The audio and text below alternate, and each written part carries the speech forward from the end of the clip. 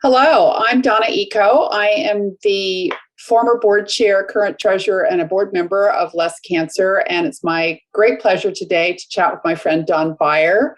Don is the U.S. Congressman representing Virginia's 8th District, and he's had a wonderful career, first as a successful businessman, as Lieutenant Governor of Virginia, and as President Obama's ambassador to Switzerland and Liechtenstein. And we are so grateful to have you with us today, Don. Thank you. Donna, it's always fun to be with you. We had many great plans for this coming year, and so many have been accomplished. I want to congratulate you and thank you for your leadership on so many of these items. And the first one I want to talk about, and one that Less Cancer is particularly excited about, is the great leadership on PFAS legislation. And I wondered if you wanted to just comment on that a little bit and all the good that's going to do for our country. I'm really excited about it. We put together the PFAS Congressional Task Force that I'm part of with many others. And Donna, one of the best parts about this PFAS legislation is it's bipartisan. The big piece of legislation is co-sponsored by two Michigan Congress people, Debbie Dingell, a Democrat, and Fred Upton, a Republican. And it's a bunch of PFAS bills that have been introduced over the years rolled into one. But it establishes a national drinking water standard for this dangerous class of chemicals. It appropriately designates them as dangerous really for the first time. And that gives the EPA the right to be able to step in and regulate it. It prevents future industrial discharges of PFAS. Just overall, we've narrowed so many of the potential cancer-causing agents in our environment over the years, the ones we know about. But this will be the really next big step forward. And because it's bipartisan in the House, one of the things I've discovered is when it's strictly partisan, the vote breaks down that way. It's sort of 223 to 212. But when it's seen to be a bipartisan, people working together, it ends up being like 400 to 20. That's so great. Just everybody jumps on board, which also means there's a much better chance of getting through the Senate. Yeah. And, one of the things for our work that's exciting is that people recognize the importance of taking action that prevents cancer, in addition to the great work we do in research for curing it. Really taking some action steps to prevent it in the first place is so important, and so great to see both sides of the aisle involved in that. But by the way, piling on with that, I'm still very proud that our U.S. smoking rate is under 15% right now. I think only Australia is better than us in the whole of the 200 plus countries in the world. The only one that has a smaller percentage of its population smoking. When I was growing up, a generation before you, Donna, it was like half of them smoked. And I remember my mom and dad's friends would keel over dead from heart attacks all the time in the 40s and 50s. And you rarely see that anymore. So we've come a long way.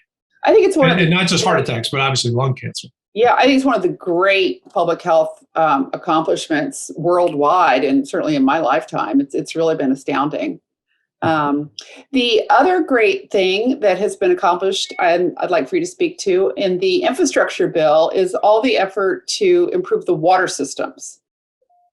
Yeah, well, the initial hope in the infrastructure bill was to be able to fix the lead in every pipe all the way to your kitchen sink or your bathtub.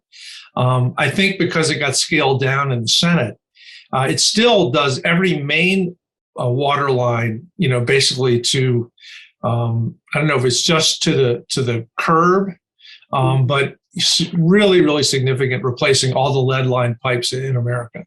After the Flint disaster, and after we've seen all the evidence about what taking even small amounts of lead will do to a child's cognitive development, or to an older person's ability to withstand dementia for a much longer period of time. It's really important that we get the lead out.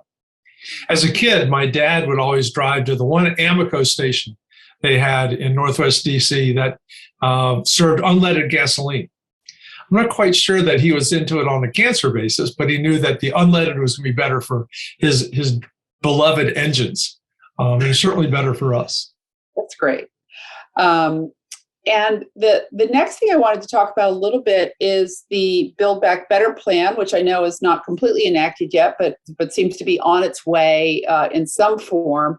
And I wondered if you would talk a little bit about what public health initiatives are in there. And the one that kind of caught my eye, because I know they're not directly related to cancer prevention, but there are quite a number that I think could address obesity. And I know you and I have talked about that in the past around diabetes, but it's also, as you probably know, one of the leading predictors of cancer. Yeah, and just before we touch on the Build Back Better approach, there's a great essay, maybe in the New York Times last week, about Gary Taubes's most recent work. Gary is the author of The Case Against Sugar. And so my friends in the sugar industry are not fans, but it is a very powerful book that I read a couple of years ago that argues that sugar is among the most addictive substances in the world. You give sugar to a baby or a dog or a horse or anything like that, and they'll come back craving for it. Yeah. We try never to give the dog any sugar because they'll follow you around the house the rest of your life looking for some more. And what this recent essay does is it challenges again the notion of the input-output model of weight gain and loss. That if you take in 2,000 calories and you only burn 1,800, you're going to gain weight, and then take in 2,000 and burn 2,200, you lose weight. And yet we know lots of people who weigh way more than they would like to, who don't eat any more than the skinny people among us. That there's a lot more going on than simply what they call the sort of the calorie balance theory. And that's relevant given how many people are overweight, obese in America today. And not just the 68 million that are pre-diabetics, but as you say, the much higher risk of all kinds of different cancers. So getting our hands around the nutritional correction, which at this point seems to be largely about eliminating carbohydrates, processed foods, can go a long way to preventing the cancers. And is there a role for government in doing that? And if so, kind of how would that play out? Well, it's tough. You get what the mayor Bloomberg tried in New York City by prohibiting big soft drinks. By the way, one of the things in Taubes' book said that, and I may have the numbers wrong by 5%, but in 1900, so 120 years ago, Americans took in about 13 pounds of sugar a year. Now we take in about 130 pounds a year per person. And roughly half of that comes in sweetened drinks.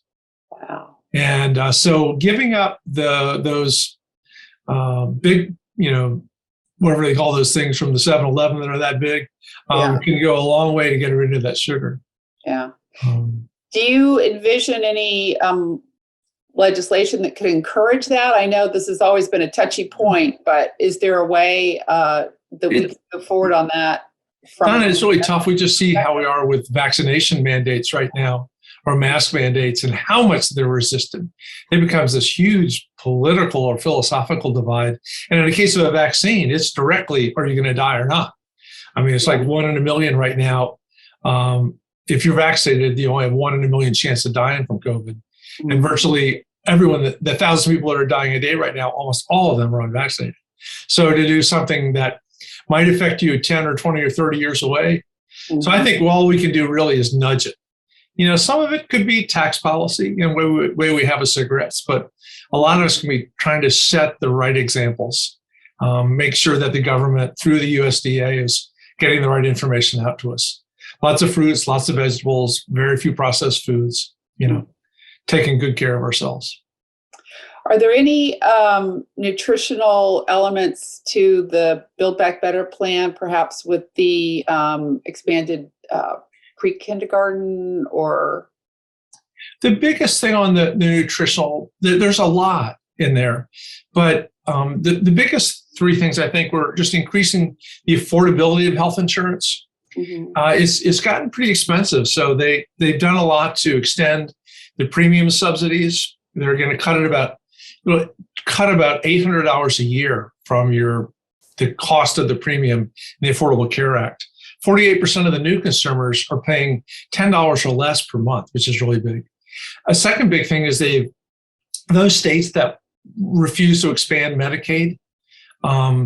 We have you all know that when they expanded Medicaid in Virginia, it added 550,000 people to the insured roll.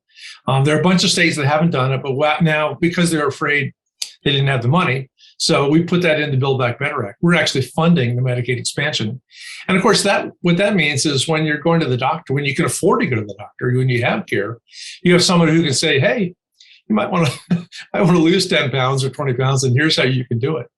And then all the prescription medicines. We finally have a start to getting the cost of medicines way down, making sure they can't increase faster than inflation. Diabetes medicine now, insulin's maximum $35 per month. There's all kinds of pieces of this that are giving people better health care, which hopefully will lead them to better nutrition. And Donna, maybe the single most important piece of this is we realize that the section of healthcare that is most neglected is primary care doctors. We have lots of wonderful specialists. Our med students are attracted to the specialties because, well, for a lot of reasons. Maybe more interesting, it's more money, maybe better hours. But it's those primary care doctors that make sure you're doing the things year in and year out that are going to keep you healthy for the long run. Well, and that's a great way for us to end our conversation today, because one of the important roles that Less Cancer plays is in educating medical professionals in order for them to then be able to pass on prevention techniques and advice to their patients. And in fact, the little conversation we're having today is part of the broader Cancer Prevention Day workshop, which will be streamed live and taped, obviously, combined, but then also lives on Coursera as continuing medical education credits for people who want to watch that. So that's really our mission, and we appreciate all your support, both with our workshop and everything you do for Virginia and the rest of the country and Congress. Donna, we've come so far in our lifetimes in terms of preventing cancer and healing the cancers that do occur. And thank you for your leadership in the Cancer Less Cancer to keep pushing us hard in that direction.